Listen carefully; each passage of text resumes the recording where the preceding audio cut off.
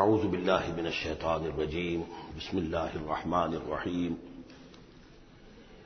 لیس البر ان تولوا وجوہکم قبل المشرق والمغرب ولکن البر من آمن باللہ والیوم الآخر والملائکۃ والکتاب والنبیین وآتى المال على حبه ذوي القربى واليتامى والمساكين وابن السبيل والسائلين وفي الرقاب وأقام الصلاة وآتى الزكاة والموفون بعهدهم إذا عاهدوا والصابرين في البأساء والضراء وحين البأس أولئك الذين صدقوا وأولئك هم المتقون صدق الله العظيم۔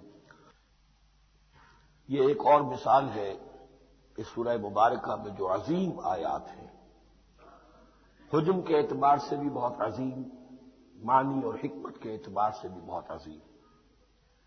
جیسے آیت الآیات ہم پڑھ چکے ہیں، ابھی آپ نے تراویح میں اس کی سماعت بھی فرمائی ہے، اسی طرح سے اب یہ آیت البر ہے۔ نیکی کس شے کو کہتے ہیں؟ نیکی کی حقیقت کیا ہے؟ اس لیے کہ اس کے مختلف تصورات لوگوں کے اپنے ذہن میں ہیں۔ ہمارے ہاں ایک طبقہ وہ ہے جو یہ کہے گا جی بس سچ بولنا چاہیے، دھوکہ نہیں دینا چاہیے، کسی کا مال نہیں مارنا چاہیے، نیکی ہے، باقی تو مال روزہ کوئی کرے نہ کرے کیا فرق پڑتا۔ ایک طبقہ وہ ہے کہ جو گرہ کٹ ہیں، چور ہیں، وہ چکے ہیں، ڈاکو ہیں، لیکن یتیموں کی مدد کر دی، بیواؤں کی مدد کر دی، یہ کام ان کے ہاں نیکی ہے جو ہو رہی ہے۔ باقی وہ جسم فروش خواتین ہیں، وہ بھی اپنی نیکی کا تصور رکھتی ہیں، وہ بھی مسجدیں بھی بناتی ہیں، تعمیر کرتی ہیں مسجدیں۔ مسجد جو ہے گمری میں جہاں میں رہا ہوں کچھ عرصے، مسجد مائی وادی، وہ ایسی ایک خاتون نے بنائی تھی۔ ایک طبقہ ہمارے ہاں وہ ہے کہ جو مذہب کے ظاہر کو لے کر بیٹھ جاتا ہے، اس کی روح سے ناشنا ہو جاتا ہے، تو وہ ایسا ہوتا ہے کہ مچھر چھانتے ہیں اور سموچے اونٹ نکل جاتے ہیں۔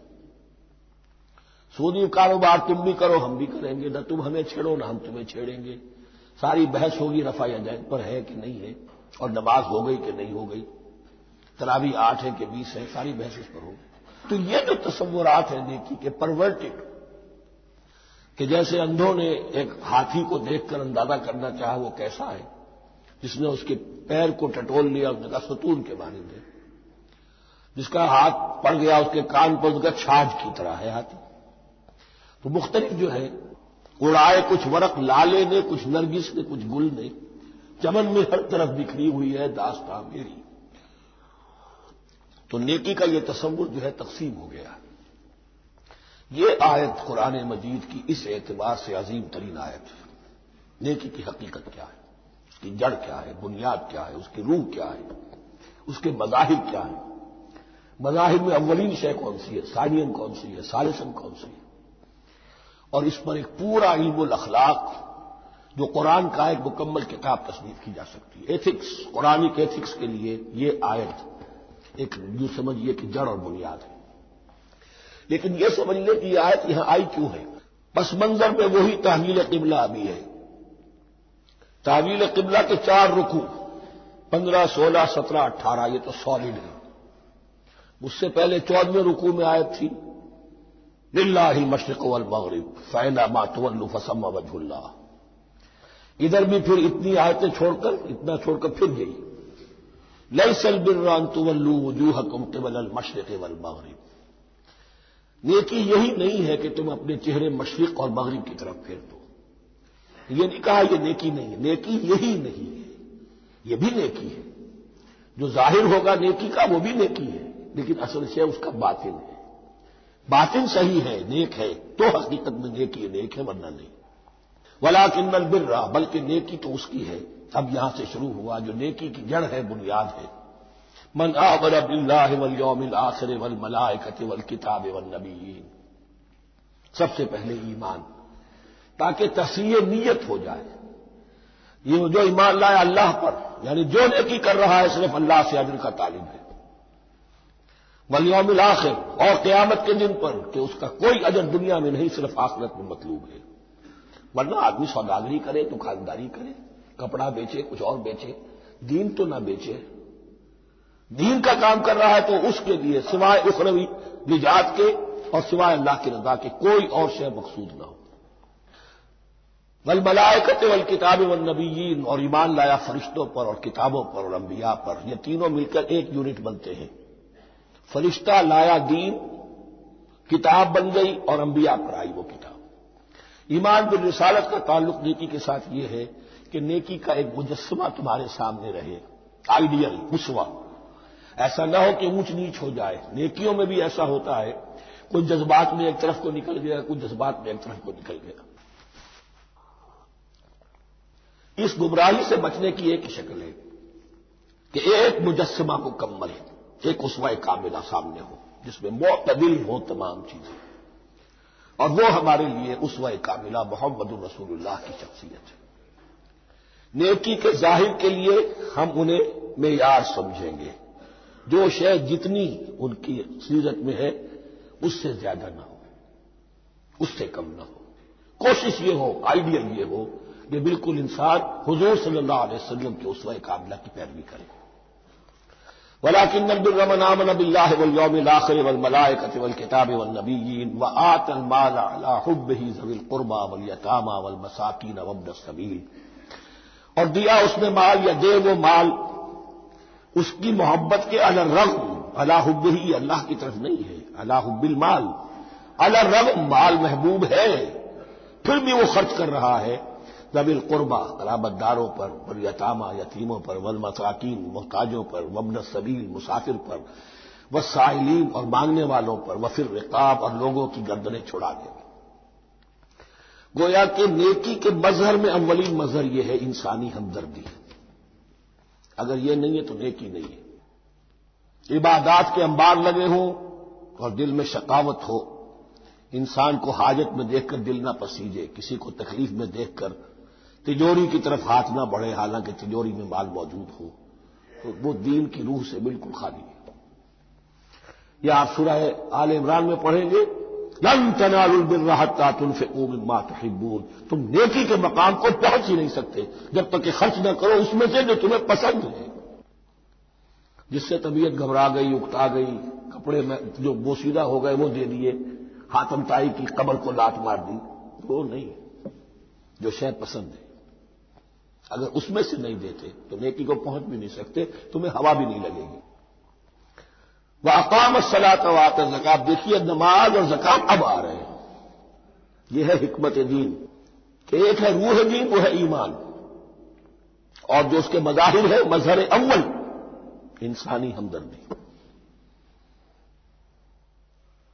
نمبر دو ہے پھر نماز اور زکات، اور یہاں زکات کو علیحدہ ذکر کیا ہے، اور اس آیت کا حضور نے حوالہ دیا، ان فی المال لحق سوى الزکاۃ۔ دیکھو کچھ لوگوں نے سمجھا بس ہم نے زکات نکال دی تو حق ادا ہو گیا پورا، بڑی بے وقوفی ہے۔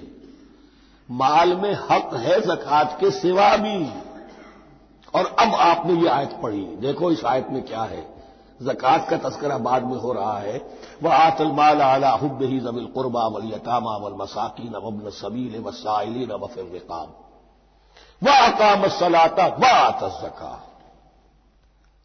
اس کی کیا حکمت ہے کہ ایمان کو تر و تازہ رکھنے کے لیے نماز ہے، اقم الصلاۃ لذکری، اور انسانی ہمدردی میں مال خرچ کرنے کے جذبے کو پروان چڑھانے کے لیے برقرار رکھنے کے لیے زکات ہے۔ اتنا تو دو نا کم سے کم، بوتل کا منہ تو کھلے، کارک تو نکلے اس کا، اگر بوتل کا کارک نکل جائے گا تو شاید اس میں سے کچھ شربت اور بھی نکل آئے، تو زکات ہے تو کارک کے مانند 2.5% ہے، کیا ہے، لیکن یہ کہ اس سے پھر کچھ اور بھی نکلے گا، جو زکات میں نہیں دیتا اس نے کیا کرنا۔ وَالْمُوفُونَ بِعَهْدِهِمْ إِذَا عَاهَدُوا، اور وہ کہ جو اپنے عہد کو پورا کرنے والے ہیں جب کوئی عہد کر لے، سب سے بڑا عہد اللہ سے کیا، لست بربکم قالوا بلی، پھر عہد شریعت کا ہے کہ جو ہم نے کیا اللہ کے ساتھ، پھر آپس میں جو بھی معاہدے ہو جائیں، اور معاملات انسانی سارے کے سارے معاہدات کی شکل میں، شوہر اور بیوی کا معاملہ بھی ایک معاہدہ ہے، marriage is a social contract, شوہر کی ذمہ داریاں ہیں، اس کے فرائض ہیں، بیوی کی ذمہ داریاں اس کے فرائض ہیں، شوہر کے حقوق ہیں، بیوی کے حقوق ہیں، پھر جو بھی امپلائر امپلائی ریلیشن شپ ہے معاہدہ ہے، کانٹریکٹ ہے، جو ہمارا آپ کا پولیٹیکل سسٹم ہے وہ بھی معاہدوں کے اوپر مبنی ہے، بڑے بڑا بزنس جو ہے وہ کانٹریکٹ میں چلتا ہے. تو اگر ایک چیز پیدا ہو جائے کہ جو عہد کر دیا ہے اسے پورا کرنا ہے تو ساری اسٹریم لائننگ ہو جائے گی تمام معاملات کی. والموفون بعہدہم اذا عاہدوا والصابرین فی الباساء والضراء وحین الباس، اور خاص طور پر صبر کرنے والے فقر و فاقہ میں، جنگ کی حالت میں اور تکلیف میں. یعنی ایک نیکی ہے بدبت کے بھکشوؤں کی نیکی، ایک نیکی یہ ہے، یہ نیکی باطل کو چیلنج کرتی ہے. یہ نیکی خانقاہوں تک محدود نہیں ہوتی، یہ نیکی صرف انفرادی سطح تک محدود نہیں رہتی. جو نیکی اللہ چاہتا ہے وہ یہ ہے کہ اب باطل کا سر کچلنے کے لیے میدان میں آؤ، اور جب باطل کا سر کچلنے کے لیے میدان میں آؤ گے تو خود بھی تکلیفیں اٹھانی پڑیں گی. صحابہ کرام کو بھی جانیں دینی پڑی ہیں، سینکڑوں صحابہ نے جام شہادت نوش کیا. تو آخری چوٹی کیا ہے؟ گویا کہ سمم بونم جس کو کہتے ہیں ایتھکس کے اندر، اس نظریہ اخلاق میں سب سے اونچی منزل کون سی ہے؟ وہ سمم بونم جو ہے اسلام کا، والصابرین فی الباساء والضراء وحین الباس ولا تقولوا لمن يقتل فی سبیل اللہ اموات بل احیاء ولکن لا تشعرون. وہ آیت یاد کر لیجیے. اولئک الذین صدقوا، یہ ہے لوگ جو سچے ہیں. دعوت و نیکوکاری کا بہت شوق ہے، یہ ہے وہ لوگ جو سچے ہیں. واولئک هم المتقون، اور یہی حقیقت میں متقی ہیں. تمہارے ذہنوں میں کوئی اور نقشے بیٹھے ہوئے ہیں، کوئی لباس ہے، وضاقتہ ہے، بس یہ بڑا متقی آدمی ہے. تقویٰ اس کا نام ہے. یعنی یہ پوری انسانی شخصیت کا ایک ہیولہ ہے، ایک پوری انسانیت کا ایک فرد کا نقشہ کھینچ دیا گیا کیریکٹر کا، جس کے اندر روح ایمان اور خارج میں اس ترتیب کے ساتھ دین کی یہ تقاضے اور نیکی کے یہ مظاہر موجود ہیں. اللہم ربنا اجعلنا منہم، اللہم ربنا اجعلنا منہم. اب اس کے بعد کچھ وہی جو معاملات انسانی ہیں اس پر اب بحث، جیسا کہ میں نے کہا تھا کہ ایک لڑی ہے شریعت کی معاملات کی. یہ تو بڑے بڑے پھول جو تھے آیت الآیات اور آیت البر. یا ایھا الذین آمنوا کتب علیکم القصاص فی القتلی، اہل ایمان تم پر لازم کر دیا گیا ہے مقتولوں کا بدلہ لینا. قتلہ قتیل کی جمع بھی ہے، اور مقتول سے یہ مصدر بھی ہو سکتا ہے کہ تمہارے لیے یعنی اس معاملے میں سہل انگاری صحیح نہیں ہے. انسانی تمدن کی جڑ کٹتی ہے جب کسی معاشرے کے اندر انسان کا خون بہانا عام ہو جائے، تمدن کی جڑ کٹ جائے. تو قصاص تم پر واجب ہے. یا ایھا الذین آمنوا کتب علیکم القصاص فی القتلی الحر بالحر والعبد بالعبد والانثى بالانثى. ایک آزاد کی جگہ آزاد ہی قتل کیا جائے گا. آزاد نے قتل کیا ہے تو ظاہر بات ہے وہ آزاد ہی اس کی جگہ قتل ہوگا. یہ نہیں وہ کہے میرا غلام لے جاؤ، میرے 2 غلام لے لو، نہیں. والعبد بالعبد، اور عبد کی جگہ عبد ہی ہوگا. جس نے قتل کیا وہی قتل کیا جائے گا. والانثى بالانثى، اور اگر قتل کرنے والی عورت ہے تو وہ عورت ہی قتل ہوگی. اس میں چونکہ وہاں بہت سے رواج مختلف تھے، بہت سے معیار بھی مختلف تھے. اگر اوسی خزرجی کو قتل کر دے تو 1/3 خون بہا، 3 گنا خون بہا، اور خزرجی اوسی کو قتل کرے تو 1/3 خون بہا. یہ ان کا قانون تھا. اسی طرح یہ کہ آزاد میں اور غلام میں فرق تھا. لیکن ہماری شریعت میں اگرچہ یہ طویل بڑا مضمون ہے اور اس میں کافی فقہا کے اقوال ہیں مختلف، لیکن امام ابو حنیفہ رحمۃ اللہ علیہ کا قول یہی ہے کہ تمام مسلمان آپس میں کفو ہیں، برابر ہیں. لہذا یہاں کوئی فرق نہیں کیا جائے گا قتل کے مقدمات میں. فمن عفی لہ من اخیہ شیء فاتباع بالمعروف واداء الیہ باحسان.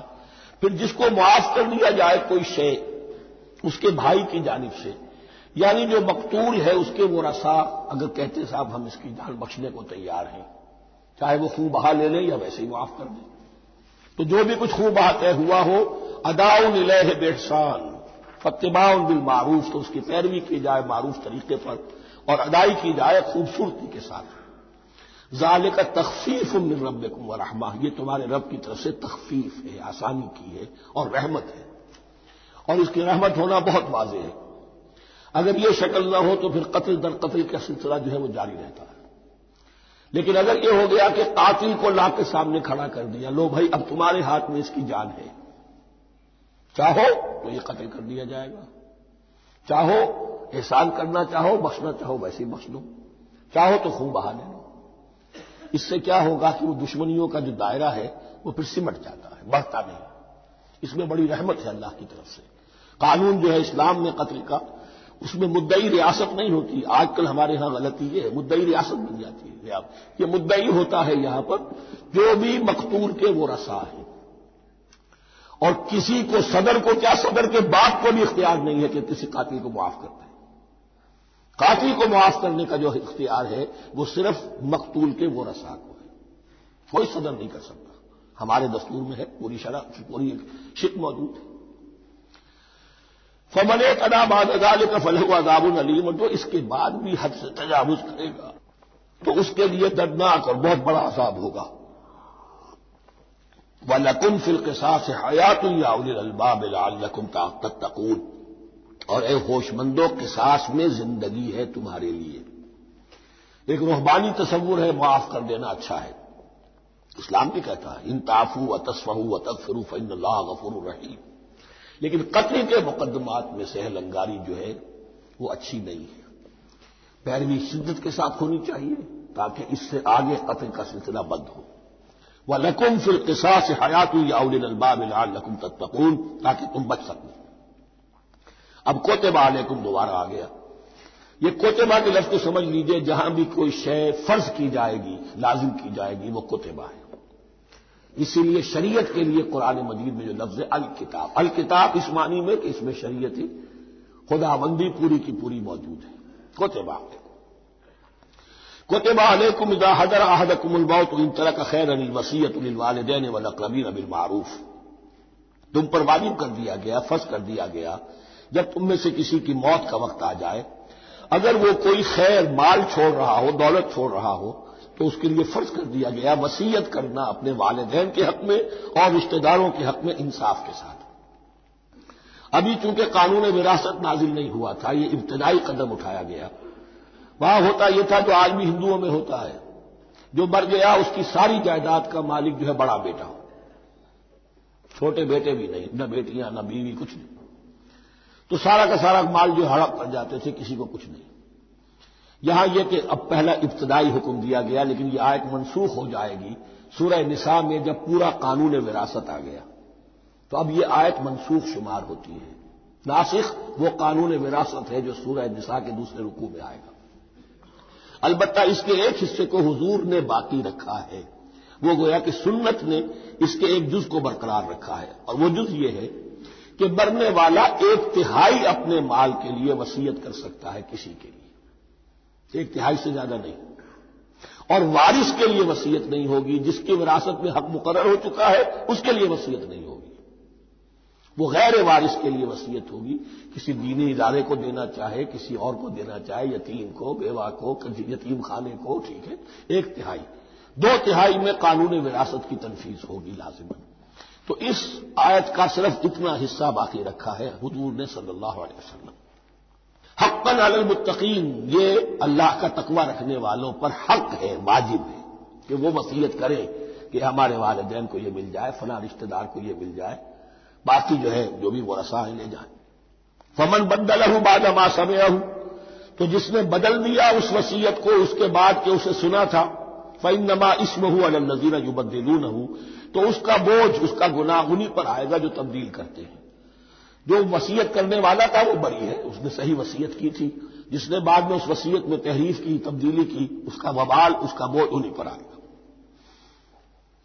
ان اللہ سمیع علیم، یقینا اللہ سب کچھ سننے والا اور جاننے والا ہے. فمن خاف من موص جنفا، اب اگر کسی کو اندیشہ ہوا کہ وصیت کرنے والے نے جانبداری برتی ہے، ٹھیک وصیت نہیں کی ہے، دیانتداری کے ساتھ اس کی رائے یہ ہوئی، اور اسمن یا گناہ اس نے کمایا ہے، فاصلح بینہم، اور اب ان کے مابین صلح کرا دی، ورثاء کو جمع کیا کہ بھائی وراثت تو یہ تھی، ان کی وصیت تھی، لیکن دیکھو اس میں یہ زیادتی والی بات ہے، اگر تم مطمئن ہو جاؤ، متفق ہو جاؤ تو اس میں اتنی تبدیلی کر دی جائے ان کے اتفاق سے.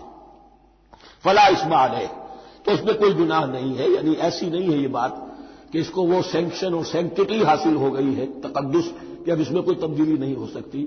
باہمی مشورے سے اور اچھے جذبے سے، اصلاح کے جذبے سے وصیت میں تغیر ہو سکتا ہے. ان اللہ غفور رحیم، یقینا اللہ تعالی بخشنے والا ہے، رحم فرمانے والا.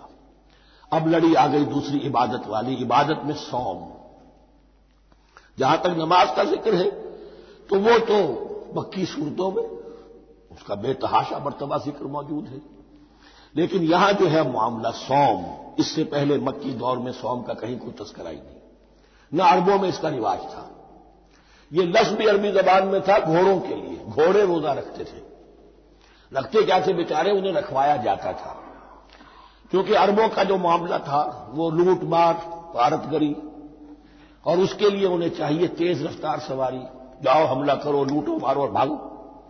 اونٹ جو ان کی فضا اور ان کے ماحول کے لیے مناسب تھا وہ زیادہ تیز دوڑ نہیں سکتا، اپنی اس ضرورت کے لیے گھوڑا چاہیے تھا۔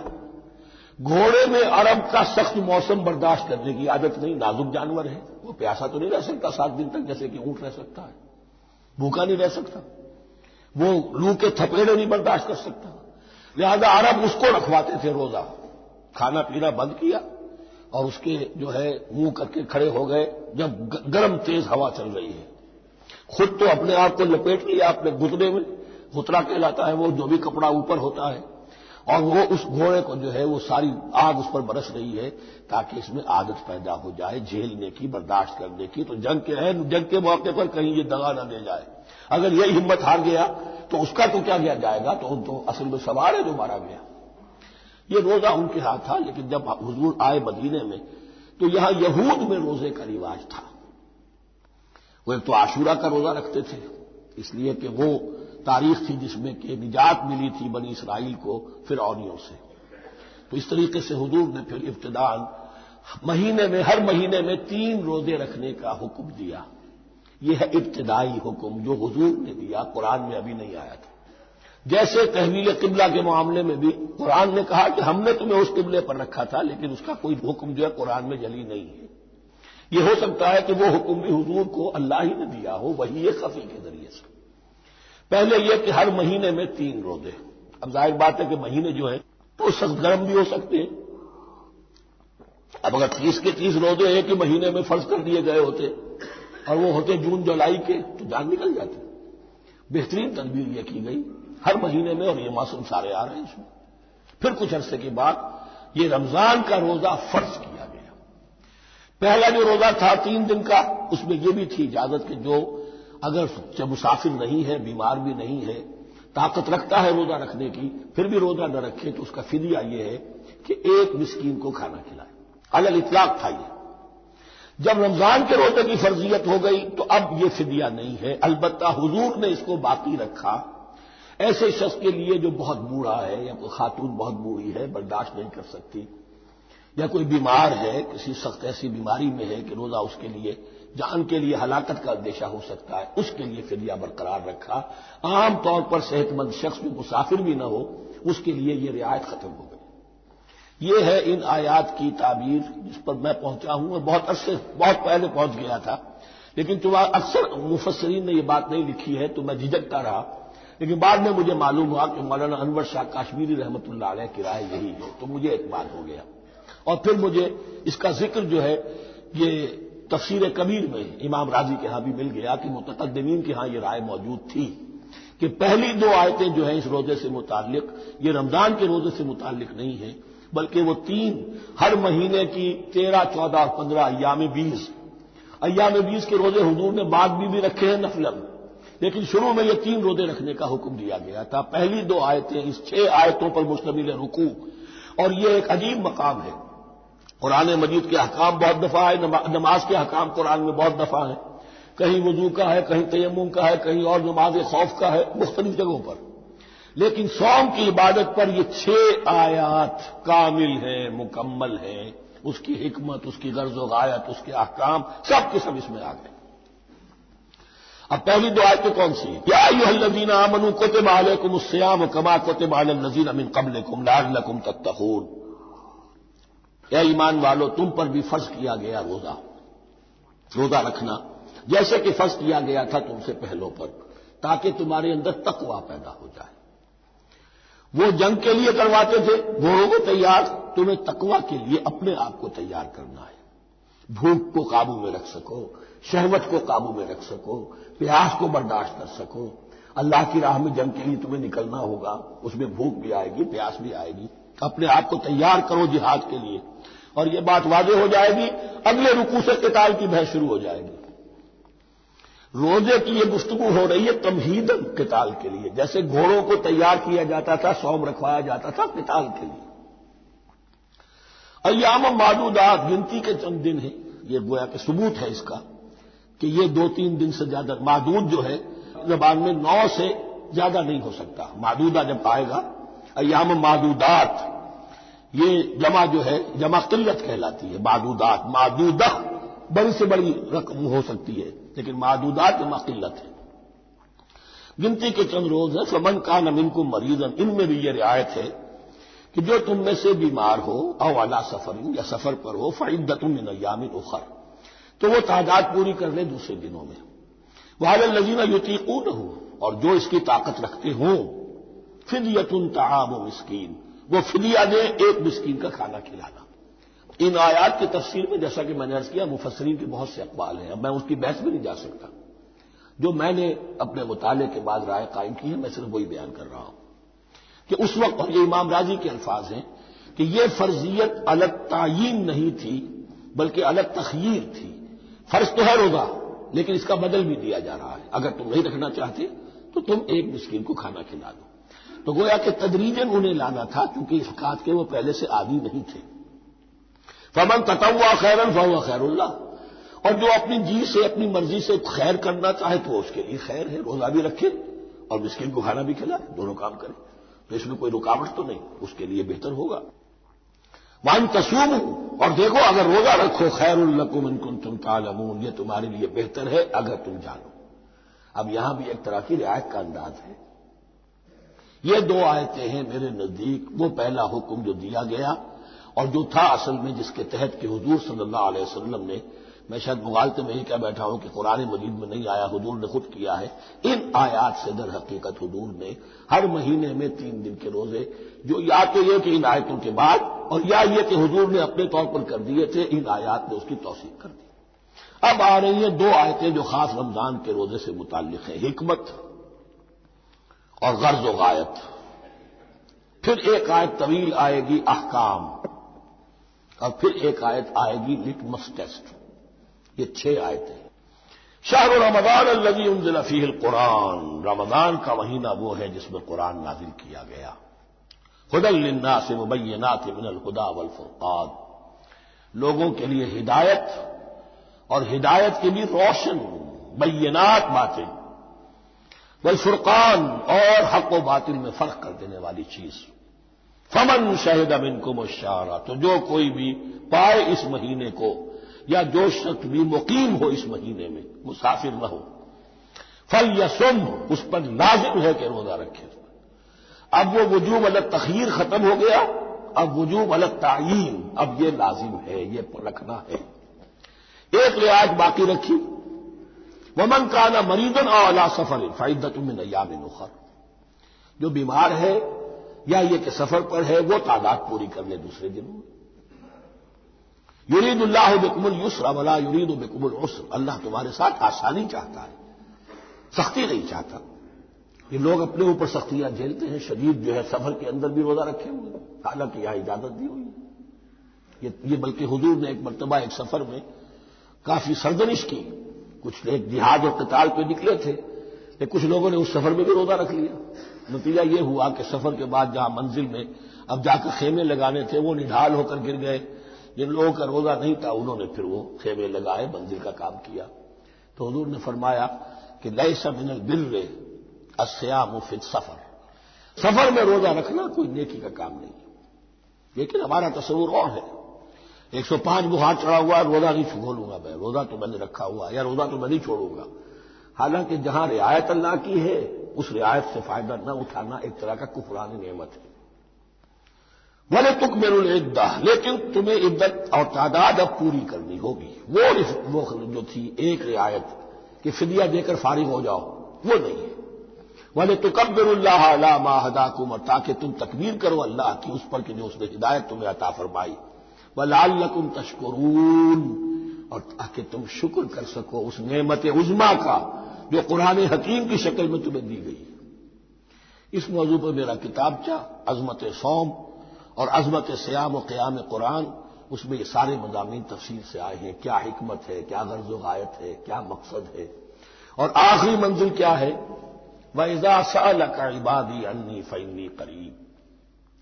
مطلوب تو یہ ہے کہ تمہارا جو یہ جسم حیوانی ہے یہ کچھ کمزور پڑے، روح ربانی جو تم میں پھونکی گئی ہے اسے تقویت حاصل ہو، دن میں روزہ رکھو، اس حیوانی وجود کو ذرا کمزور کرو، دباؤ اس کے تقاضوں کو، رات کو کھڑے ہو جاؤ، اللہ کا کلام سنو اور پڑھو تاکہ تمہاری روح کی آبیاری ہو، اس پر حیات، آب حیات کا ترشح ہو۔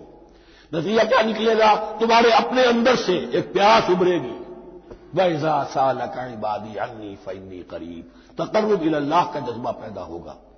تو اے نبی، جب میرے بندے، ایسے بندے آپ سے میرے بارے میں سوال کریں، ان کو بتا دیجئے میں قریب ہوں، دور نہیں۔ یہ حقوق انسانی کا میرے نزدیک دنیا میں سب سے بڑا میگنا کارٹا ہے۔ اللہ اور بندے کے درمیان کوئی فصل نہیں ہے، فصل اگر ہے تو تمہاری اپنی خباثت ہے، اگر تمہاری نیت میں فساد ہے، حرام خوری تو کرنی ہی کرنی ہے، تو اب کس منہ سے اللہ سے دعا کرو گے؟ پھر جاؤ گے کسی پیر کے پاس، آپ دعا کر دیجیے، یہ نذرانہ حاضر ہے؟ یہ طریقہ کیا ہے؟ انسان کا نفس حائل ہے اور کوئی نہیں، ورنہ ہم تو مائل بے کرم ہے، کوئی سائل ہی نہیں، راہ دکھنا ہے کسی رہنمی منزل ہی نہیں، کوئی پوپ نہیں، کوئی پنڈت نہیں، کوئی پادری نہیں، کوئی پیر نہیں، کوئی نہیں، جب چاہو اللہ سے ہم کلام ہو جاؤ، اس سے بڑا حق کیوں خالق و مخلوق میں حائل رہے پردے، پیرانے کلیسا کو کلیسا سے اٹھا دو، میرا ہر بندہ جب چاہے جہاں چاہے مجھ سے ہم کلام ہو جائے۔ ہاں شرط ہے اس کی، وہ شرط آگے آ رہی ہے، اجیب دعوت الداعی اذا دعان، میں تو ہر پکارنے والے کی پکار سنتا ہوں، اور سنتا نہیں جواب دیتا ہوں، اور صرف جواب نہیں دیتا قبول کرتا ہوں۔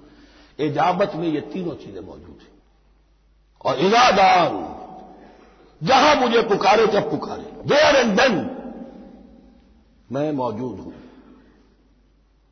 لیکن شرط کیا ہے؟ فَلْيَسْتَجِيبُوا لِي، انہیں بھی تو میرا کہنا ماننا چاہیے، یہ یک طرفہ بات نہیں ہوگی۔ فَاذْكُرُونِي أَذْكُرْكُمْ، تم مجھے یاد رکھو گے تو میں تمہیں یاد رکھوں گا، یہ دو طرفہ معاملہ ہے، تم شکر کرو گے میں تمہاری قدردانی کروں گا، تم میری طرف چل کر آؤ گے میں بھاگ کر آؤں گا، تم بارش برآؤ گے میں ہاتھ بڑھاؤں گا، لیکن تم رخ موڑ لو گے ہم بھی رخ موڑ لیں گے، ہماری تو غرض نہیں ہے، غرض ہے تو تمہاری، تم رجوع کرو گے ہم بھی رجوع کر لیں گے، تم توبہ کرو گے ہم اپنی نظر کرم پھر تمہاری طرف متوجہ کر دیں گے، لیکن ہر چیز ان تنصروا اللہ ینصرکم، اللہ کی مدد کرو گے تو اللہ تمہاری مدد کرے گا۔ تمہاری دوستیاں ہو، پینے بڑھا رہے ہو اللہ کے دشمنوں کے ساتھ، ساز باز ہو اللہ کے دشمنوں کے ساتھ، اور کھڑے ہو جاؤ قنوت نازلہ میں اللہ سے مدد مانگنے کے لیے، تم سے بڑا بے وقوف کون ہوگا؟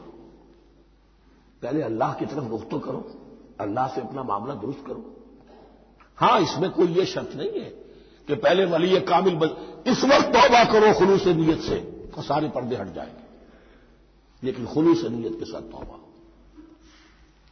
وَإِذَا سَأَلَكَ عِبَادِي عَنِّي فَإِنِّي قَرِيبٌ أُجِيبُ دَعْوَةَ الدَّاعِ إِذَا دَعَانِ فَلْيَسْتَجِيبُوا لِي وَلْيُؤْمِنُوا بِي لَعَلَّهُمْ يَرْشُدُونَ أُحِلَّ لَكُمْ لَيْلَةَ الصِّيَامِ الرَّفَثُ إِلَىٰ نِسَائِكُمْ۔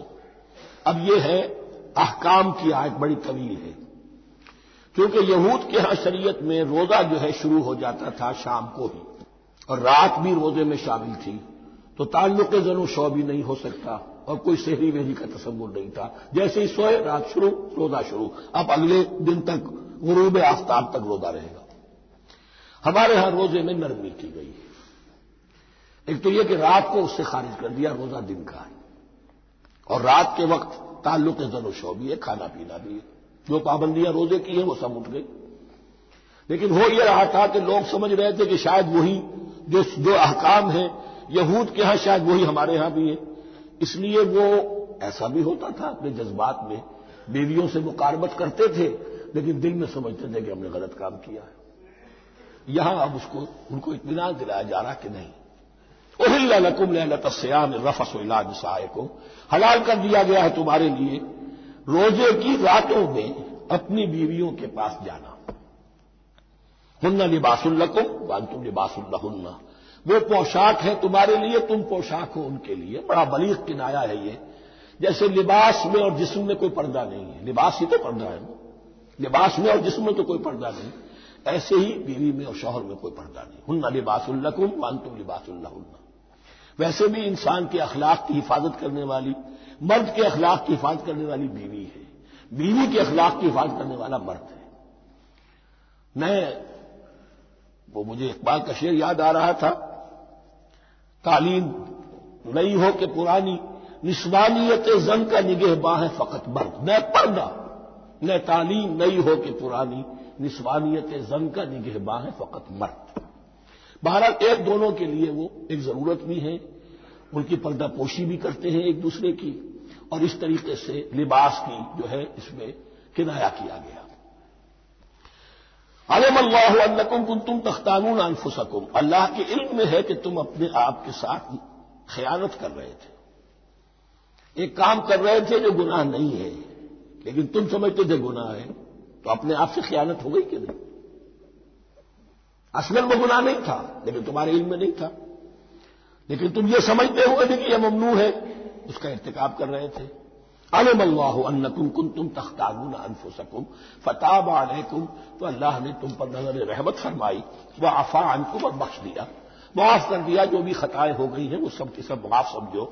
فالآن باشروہن، اب ان کے ساتھ جو بھی تعلق ضرور شے ہے وہ قائم کرو. وابتغوا ما کتب اللہ لکم، اور تلاش کرو، حاصل کرو جو کچھ اللہ نے تمہارے لیے لکھ دیا ہے. کیا لکھ دیا؟ ایک تو اولاد، تعلق ضرور میں، اور ایک سکون ہے کہ جو اللہ تعالیٰ نے اس میں رکھا ہے، تسکنوا الیہا. قرآن مجید میں یہ الفاظ آئے، ایک تسکین ہے، سکون ہے. اعصاب کا تناؤ جو ہے وہ اس کے بعد جو ہے اس کے اندر ایک سکون کی کیفیت پیدا ہو جاتی ہے. اور یہی اس میں حکمت ہے کہ حضور اپنے ہر سفر میں ایک زوجہ محترمہ کو ضرور ساتھ رکھتے تھے. اس لیے کہ قائد کو، سپہ سالار کو کسی وقت بڑی ایسی یعنی پریشان کو صورتحال میں فیصلے کرنے پڑتے ہیں، جذبات پر دباؤ ہوتا ہے اور اعصاب پر دباؤ ہوتا ہے، تو ساتھ اگر کوئی اہلیہ بھی موجود ہو تو اس میں، اور اس کے بہترین مواقع سیرت میں آئے ہیں، وہ پھر کسی وقت میں بیان کروں گا. وابتغوا ما كتب الله لكم وكلوا واشربوا حتى يتبين لكم الخيط الابيض من الخيط الاسود من الفجر، اور کھاؤ اور پیو یہاں تک کہ واضح ہو جائے تمہارے لیے سفید دھاری فجر کی سیاہ دھاری سے. یعنی یہ پاؤ پھٹنے کے لیے استعارہ ہے کہ جب سفیدہ نمایاں ہوتا ہے ایک لکیر کی طرح، پاؤ پھٹ گئی، اس وقت تک کھانے پینے کی چھوٹ ہے. سحری جو ہے آپ کر سکتے ہیں، بلکہ کلوا واشربوا، کھاؤ اور پیو. اور اس کی حدیث میں تاکید آئی ہے، اور یہ بھی فرمایا ہمارے اور یہود کے روزے کے مابین سحری جو ہے وہ فرق ہے. تسحروا فإن فی السحور برکہ، سحری ضرور کیا کرو اس لیے کہ سحری میں برکت ہے. ثم اتموا الصیام الی اللیل، پھر رات تک روزے کو پورا کرو. اب رات تک میں اکثر فقہا کے نزدیک غروب آفتاب مراد ہے. اہل تشیع اس سے ذرا آگے جاتے ہیں کہ رات کا لفظ آیا ہے تو ذرا اور غروب آفتاب پر چند منٹ گزر جائے، لیکن ہمارے اہل سنت کے ہاں غروب آفتاب جو ہے وہی گویا کہ یہ اس کی غایت ہے. ولا تباشروہن وانتم عاکفون فی المساجد، لیکن یہ رعایت جو تمہیں دی جا رہی ہے اس میں ایک استثناء ہے. جب تم معتکف ہو مسجدوں میں تو پھر اپنی بیویوں سے کوئی تعلق قائم نہ کرو. ولا تباشروہن، مت ان سے مباشرت کرو. وانتم عاکفون فی المساجد، جبکہ تم مسجدوں میں اعتکاف میں ہو، آخری عشرے میں جو اعتکاف ہوتا ہے. تلک حدود اللہ فلا تقربوها، یہ اللہ کی حدود ہے، ان کے قریب مت جاؤ. بعض جگہ پر آتا ہے فلا تعتدوها، ان حدود کو عبور نہ کرو، ان سے تجاوز نہ کرو. تو حرام تو یہی شے ہوگی کہ حدود سے تجاوز کیا جائے، لیکن احتیاط اس میں ہے تو keep at a safe distance, ذرا دور رہو. آخری حد تک چلے جاؤ گے تو اندیشہ ہے کہ کہیں اس حد کو کراس نہ کر جاؤ. فلا تقربوها، اللہ کے حدود سے ذرا ایک سیف ڈسٹینس کے اوپر رہنا ضروری ہے.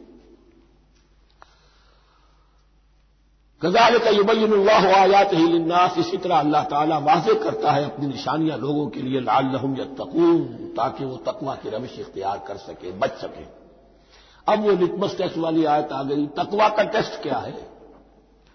روزہ اس لیے فرض کیا کہ تقوی پیدا ہو جائے، یہ سارے احکام تمہیں دیے جا رہے ہیں تاکہ تمہیں تقوی پیدا ہو جائے۔ ٹیسٹ کیا ہے؟ تقوی کا لٹمس ٹیسٹ عقل حلال، یہ نہیں ہے کوئی نیکی۔ وَلَا تَأْكُلُوا أَمْوَالَكُمْ بَيْنَكُمْ بِالْبَاطِلِ، اپنے مال آپس میں باطل طریقوں سے ہڑپ نہ کرو۔ فَتُدْلُوا بِهَا إِلَى الْحُكَّامِ، اور اپنے مال کو ذریعہ نہ بناؤ حکام تک پہنچنے کا، لِتَأْكُلُوا فَرِيقًا مِنْ أَمْوَالِ النَّاسِ بِالْإِثْمِ، تاکہ تم لوگوں کے مال کو ہڑپ کر سکو گناہ کے ساتھ، وَأَنْتُمْ تَعْلَمُونَ، اور تم اس کو جانتے بوجھتے کر رہے ہو۔ جو شخص اس معیار سے تو اس سے بعد آ گیا وہ ہے متقی۔ یہ لٹمس ٹیسٹ ہے، ورنہ نمازوں کی تعداد، روزوں کی تعداد اور حرام کھانا تو تقویٰ نہیں۔ یہ میں حیران ہوتا ہوں کہ اب اس پر کبھی غور نہیں کیا ہے لوگوں نے کہ یہ آیت کہاں سے آ گئی درمیان میں۔ روزے کے احکام اور اس کے بعد قتال کے احکام بھی شروع ہوں گے، حج کے احکام شروع ہوں گے، یہ بیچ میں آیت۔ واقعہ یہ ہے کہ جیسے روزے کی حکمت کا نقطہ عروج کیا ہے، وَإِذَا سَأَلَكَ عِبَادِي عَنِّي فَإِنِّي قَرِيبٌ، روح انسانی میں ایک طلب پیدا ہو جائے تقرب اللہ کی۔ اسی طرح احکام صوم میں جو کلائمیکس ہے وہ یہ ہے، وَلَا تَأْكُلُوا أَمْوَالَكُمْ بَيْنَكُمْ بِالْبَاطِلِ وَتُدْلُوا بِهَا إِلَى الْحُكَّامِ لِتَأْكُلُوا فَرِيقًا مِنْ أَمْوَالِ النَّاسِ بِالْإِثْمِ وَأَنْتُمْ تَعْلَمُونَ۔ يَسْأَلُونَكَ عَنِ الْأَهِلَّةِ، اے نبی آپ سے پوچھ رہے ہیں چاند کی گھٹتی بڑھتی صورتوں کے بارے میں۔ قُلْ هِيَ مَوَاقِيتُ لِلنَّاسِ وَالْحَجِّ، کہہ دیجئے یہ لوگوں کے لیے ایک اوقات کا تعین ہے، کیلنڈر ہے، اور حج کے لیے۔ اب دیکھو آپ کو معلوم ہے کہ یہ اللہ تعالیٰ نے کیلنڈر لٹکا دیا ہے، معلوم ہو گیا یہ چاند پہلی تاریخ ہو گئی۔ کچھ دنوں کے بعد آپ نے دیکھا معلوم ہوتا ہے کہ اب ایک ہفتہ گزر گیا ہے، آدھا چاند ہو گیا ہے، 2 ہفتے ہو گئے، پورا چاند ہو گیا ہے، پھر نے گھٹنا شروع کیا۔ تو یہ گویا کہ لوگوں کے لیے اوقات کار کی تعین کے لیے، اور خاص طور پر سب سے اہم شے حج۔ اور یہ نوٹ کیجئے، صوم کے بعد حج، اور حج کے ساتھ قتال۔ حج وہ عبادت ہے جو ایک خاص جگہ پر ہو سکتی ہے، نماز ہر جگہ ہو سکتی ہے، روزہ ہر جگہ ہو سکتا ہے، عبادت اور ہر جگہ ہو سکتی ہے، اور زکوٰۃ ہر جگہ دی جا سکتی ہے، حج تو وہی ہوگا۔ اور وہ تھا اس وقت زیر تسلط مشرکین کے، اور مشرکین کے تسلط سے نکالنے کے لیے قتال لازم تھا۔ اس قتال کے لیے صبر پہلے پیدا ہونا ضروری ہے۔ جو گھوڑوں کو روزہ رکھواتے تھے پہلے خود روزہ رکھو، یہ ترتیب ہے، ربط ہے۔ صوم کے احکام فوراً حج اور قتال کے احکام۔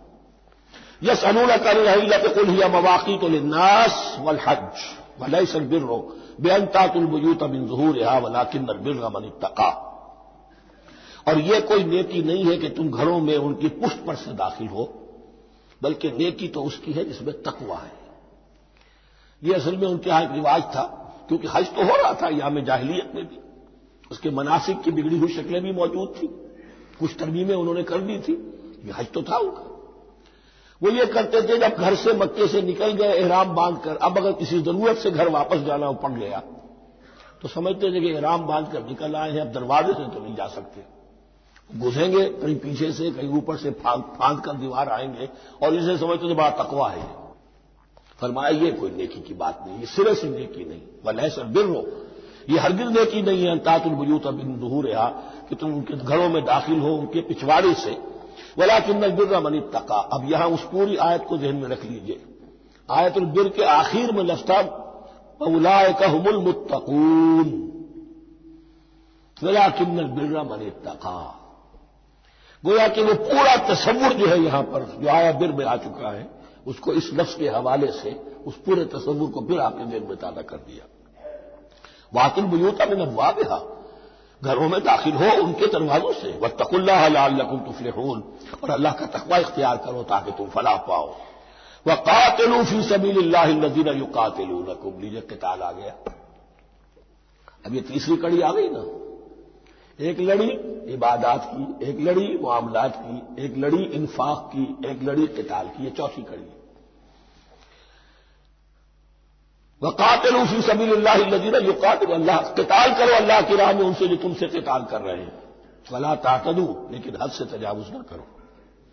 ان اللہ لا يحب المعتدین، اللہ تعالی حد سے تجاوز کرنے والوں کو پسند نہیں کرتا. وَاقْتُلُوهُمْ حَيْثُ ثَقِفْتُمُوهُمْ، انہیں قتل کرو جہاں بھی پاؤ. وَأَخْرِجُوهُمْ مِنْ حَيْثُ أَخْرَجُوكُمْ، اور نکالو انہیں وہاں سے جہاں سے انہوں نے تمہیں نکالا ہے. مہاجرین کہاں سے نکالے گئے تھے؟ مکے سے. محمد الرسول اللہ پر وہاں پر حیات تنگ کر دی گئی تھی، قافیہ تنگ کر دیا گیا تھا، تبھی تو آپ نے ہجرت کی. نکالو انہیں وہاں سے جہاں سے انہوں نے تمہیں نکالا ہے.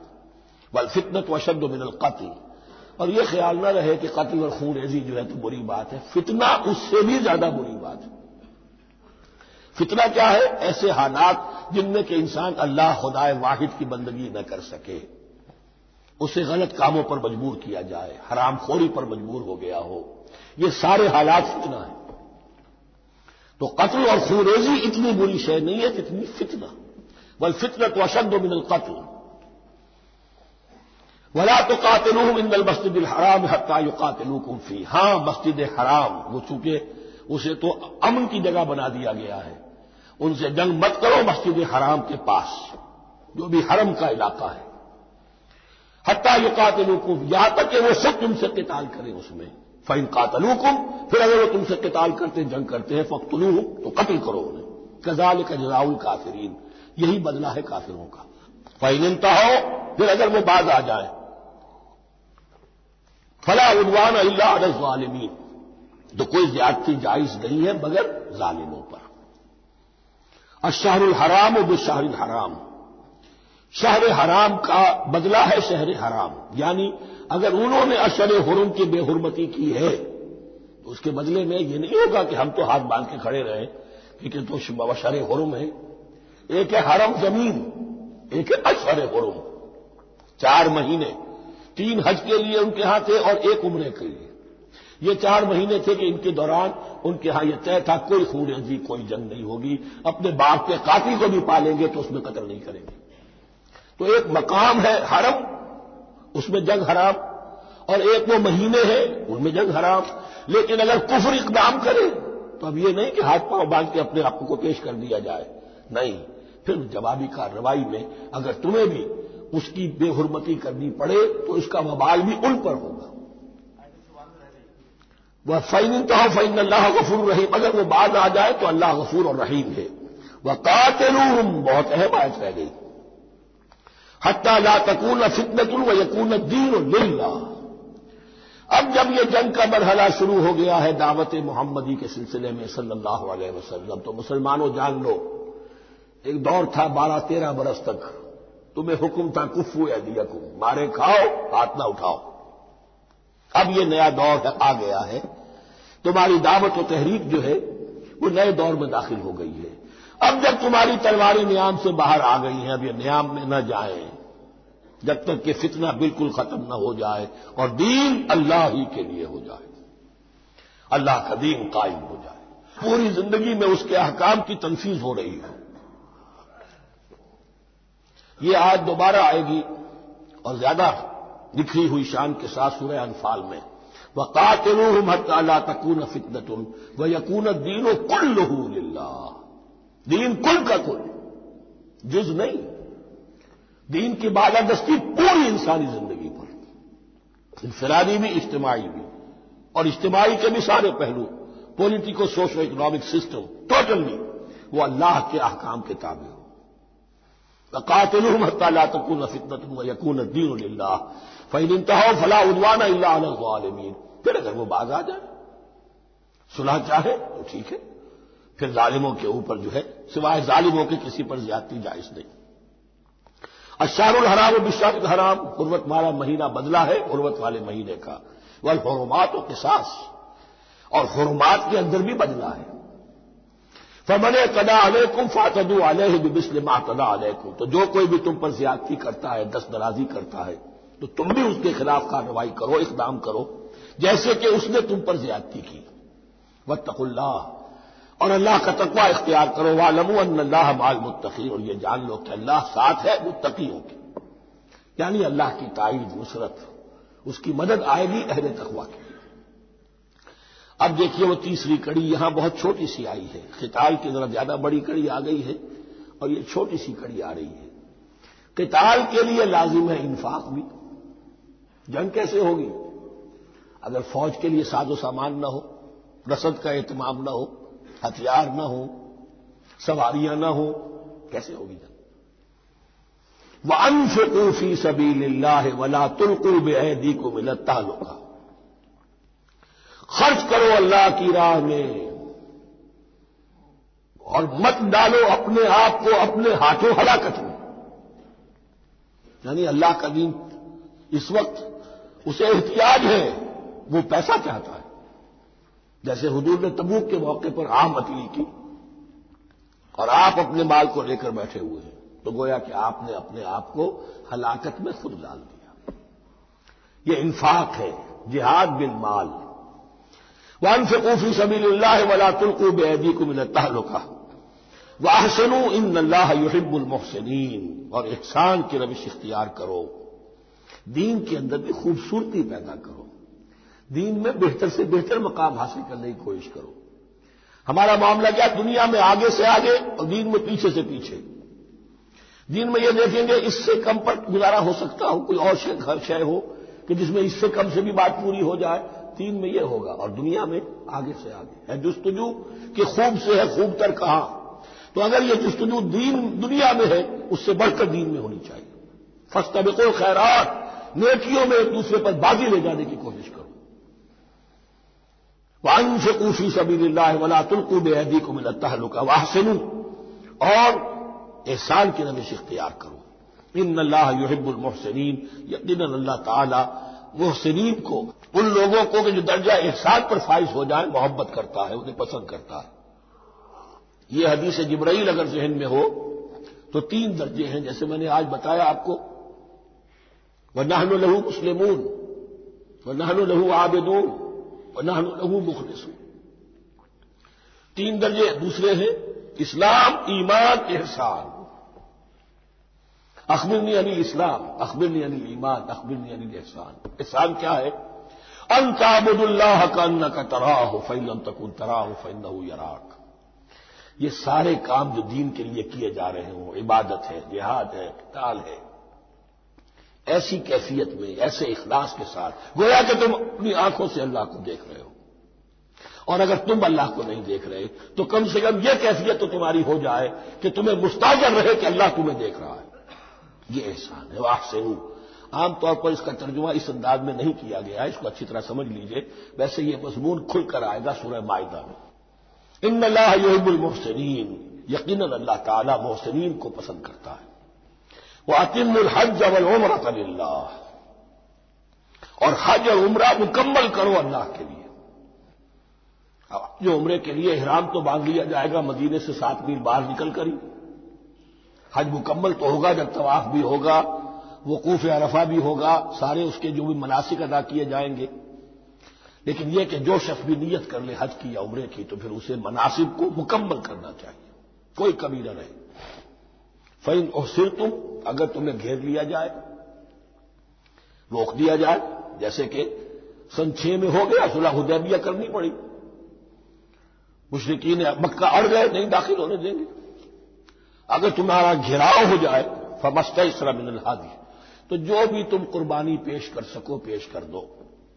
یہ دم احصار کہلاتا ہے کہ چونکہ اب ہم آگے نہیں جا سکتے، یہی ہمیں احرام کھولنا پڑ رہا ہے، تو دم احصار، یہ خون، یہ جو جانور اللہ کے نام پر ہم دے رہے ہیں، یہ اس کی ایک طرح کا کفارہ ہے۔ وَلَا تَحْلِقُوا رُؤُوسَكُمْ حَتَّىٰ يَبْلُغَ الْحَجُّ مَحِلَّهُ، اور اپنے سر اس وقت تک نہ موڑو جب تک کہ وہ حجی کا جانور جو ہے وہ محل تک، یعنی جو بیت الماق جہاں پر جا کر ذبح ہونا ہے وہاں پہنچ نہ جائے۔ جانور تو آپ نے بھیج دیے اور وہ رکاوٹ نہیں ڈالیں گے، اس لیے کہ ان کا گوشت تو ان کو کھانے کو ملے گا، لہذا جانور لیکن یہ اندازہ کر لو کہ اب اتنا وقت گزر گیا ہے کہ وہ حجی قربانی کا جانور جو ہے وہ پہنچ گیا ہوگا، حدیم بالغ الکعبہ، وہ وہاں پر اس کی اپنے مقام پر پہنچ گیا۔ فمن کان منکم مریضا او بہ اذى من راسہ، تو جو کوئی بھی تم میں سے ہو بیمار یا اس کے سر میں کوئی تکلیف ہو، کوئی زخم ہو، اور اس کی وجہ سے یہ ہے کہ وہ حجامت کرانی ضروری ہو جائے، بال کاٹنے ضروری ہو جائے، ففدیۃ من صیام او صدقۃ او نسک، تو پھر فدیہ دینا پڑے گا اگر اس حجی کے جانور کے کعبے تک پہنچنے سے پہلے پہلے تمہیں اپنے بال کاٹنے پڑے، حجامت کرانی پڑی تو فدیہ ہوگا۔ یہ جو ہے دم جنایت کہلاتا ہے، یعنی ایک جو کمی رہ گئی ہے اس کی تلافی کے لیے۔ وہ صیام بھی ہے، روزے 3 دن کے، اور صدقۃ او نسک، یا پھر یہ ہے کہ کوئی قربانی ہے، ایک جانور قربان کیا جائے، دم جنایت اس کو کہتے ہیں، یا صدقہ کیا جائے، 6 افراد کو کھانا کھلایا جائے۔ فَإِذَا أَمِنْتُمْ، پھر جب تمہیں امن حاصل ہو اور تم سیدھے جا سکتے ہو، بیت اللہ پہنچ سکتے ہو، فَمَن تَمَتَّعَ بِالْعُمْرَةِ إِلَى الْحَجِّ فَمَا اسْتَيْسَرَ مِنَ الْحَجِّ، تو جو کوئی بھی فائدہ اٹھائے عمرے سے حج سے قبل، فَمَا اسْتَيْسَرَ مِنَ الْحَجِّ، تو وہ ایک اور قربانی پیش کرے جو بھی اسے میسر ہو۔ اب یہ سمجھ لیجئے کہ حضور کی بعثت سے پہلے عرب میں رواج یہ تھا کہ ایک سفر میں حج بھی کرنا، عمرہ بھی کرنا ان کے نزدیک حرام تھا، یہ توہین تھی کعبے کی۔ حج کے لیے 3 مہینے، شوال، ذوالقعدہ، ذی الحج، اور رجب کا مہینہ ان کے ہاں طے تھا عمرے کے لیے۔ عمرے کے لیے علیحدہ سفر کرو، اس کے لیے علیحدہ سفر کرو۔ لیکن شریعت محمدی میں جو آسانیاں کی گئی ہیں وہ یہ ہیں کہ ایک شخص، چونکہ اس ملت کو پھیلنا تھا بہت طویل علاقے پر، لوگوں کے لیے سفر آسان تو نہیں تھا، تو آپ ایسا کر سکتے ہیں کہ آپ جائیں اور عمرہ بھی کر لیں، حج بھی کر لیں۔